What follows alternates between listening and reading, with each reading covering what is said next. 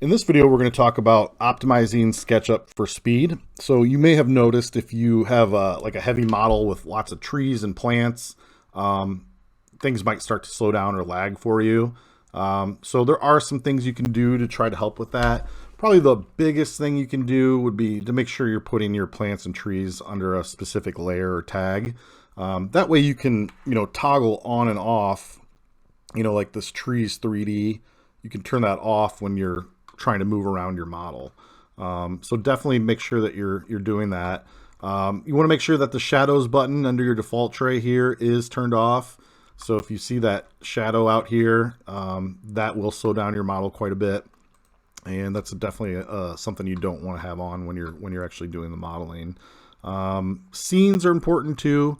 So if you want to set up a scene, just go over to a certain area that you want to capture. Go to your default tray. You want to click this button for add scene.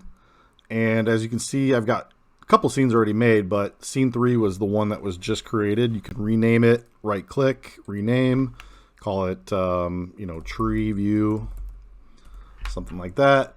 And then if you go over here, we're under tree view. All of our options here will be saved under that scene.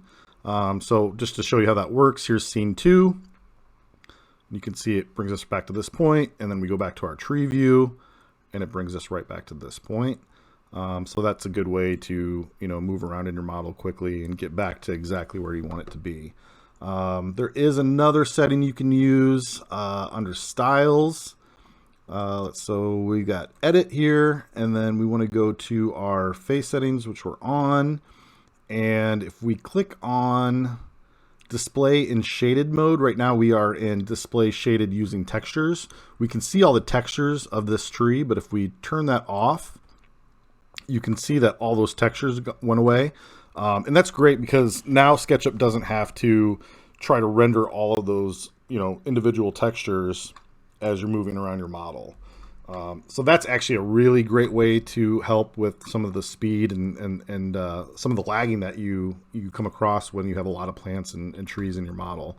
And then finally, I think the next best thing you can do, and this is really mostly for saving, but you can go to Window, drop-down menu, Model Info, and then under Statistics here, you've got all of these counts for all these geometrical things that are going on in SketchUp, and you can just go ahead and click Purge Unused, and that gets rid of like lines and things that you don't even realize that are in the model that may just be hidden in geometry, and that will go ahead and kind of clean that up.